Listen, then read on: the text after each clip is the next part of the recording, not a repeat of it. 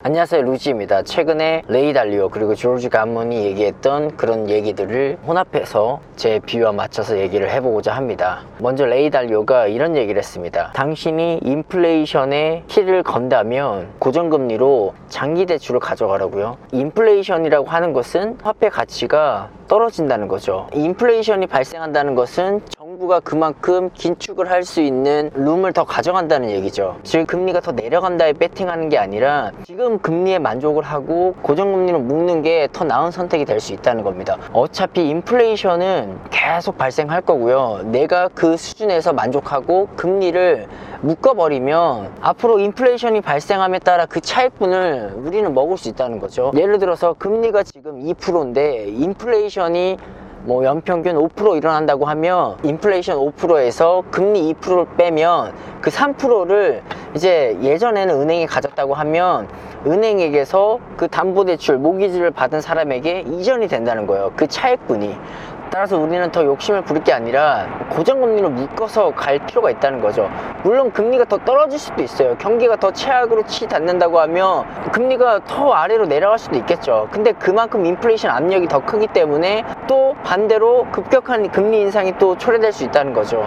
지금 대출금리가 2에서 3% 사이인데 여기서 더 내려갈 확률이 제로라고 하면 앞으로 더 올라갈 확률은 상당히 열려있기 때문에 이 정도 수준에서 만족하고 고정금리로 묶어도 나쁘지 않다는 거죠. 작년까지는 나의 대출 규모가 어느 정도 되냐에 따라서 고정금리로 갈지 변동금리로 갈지 결정을 했다면 지금부터는 인플레이션 압력이 조금씩 올라올 거라는 그런 판단 하에 웬만하면 고정금리로 묶어서 가는 게 어떨까 그렇게 한번 얘기를 드려봅니다. 저는 주택담보대출은 지금껏 무조건 다 고정금리로 했습니다. 3%대 초반에 묶여있는 것도 있고 2%대 뭐 중후반에 묶여있는 것도 있고요. 2%대 초반에 묶여있는 것도 있습니다. 그래도 제가 이 고정금리로 묶었다는 것은 제가 어느 정도 계산을 하고 앞으로 어떤 불확실성이 터질지라도 내가 감내할 수 있는 범위를 어느 정도 잡고 가기에 앞으로 어떤 사태가 일어나도 일정 부분 내가 컨트롤할 수 있다는 거잖아요.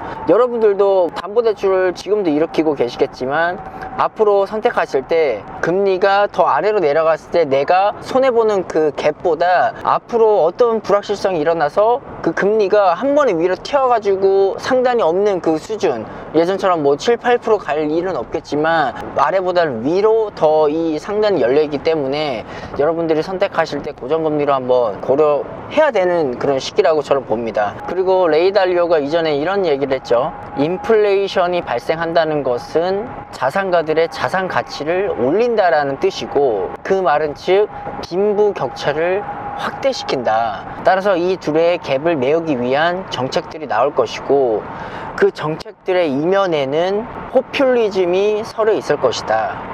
이 포퓰리즘을 잘 활용하는 사람, 그런 사람들이 나온다는 것은 당연한 것이고 이에 대해서 굳이 반박할 필요는 없다.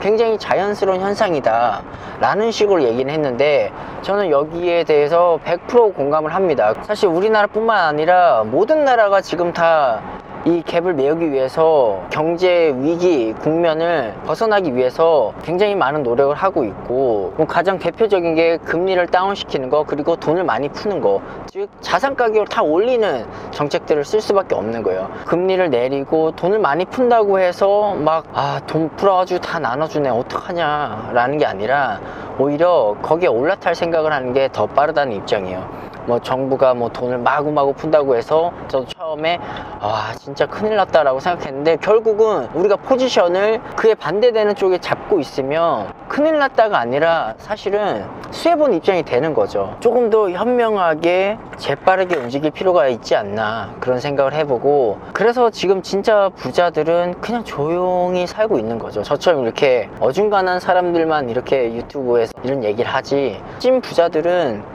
조용히 벽치고 어디 들어가서 숨어있죠. 어차피 어떤 정책이 나오든 이 양극화는 더 벌어질 게 뻔하고, 가만히 있어도 이 자산 가격은 이미 쭉쭉쭉 치고 올라갈 게 뻔한데 굳이 여기서 얘기할 필요가 없다라는 거죠. 아무쪼록 여러분들이 인플레이션에 키를 건다고 했을 때 해야 될 것, 감내할 수 있을 만큼의 담보대출을 일으켜서 자산을 사는 거, 그냥 사면 안 됩니다. 대출을 충분히 일으켜서 사야 되고요. 그리고 그 대출을 일으킬 때 웬만하면 고정금리로 묶는 것이 낫지 않나, 그런 얘기를 하려고 제가 레이 달리오 이런 인사들을 언급하면서 얘기를 좀 해봤습니다. 오늘도 몸이 조금 힘들고 가족과 좀 지내는 시간을 잠시 포기할지라도 그만큼 더 시간을 효율적으로 활용해서 가족과 시간도 보내고 내 할 일을 할 수 있는 거 아닌가, 그런 생각을 해봅니다. 차주도 에너지 잃지 마시고 셀프 모티베이션 하는 우리 구독자분들이 되셨으면 합니다. 꾸져서 뭐 화이팅! 고맙습니다.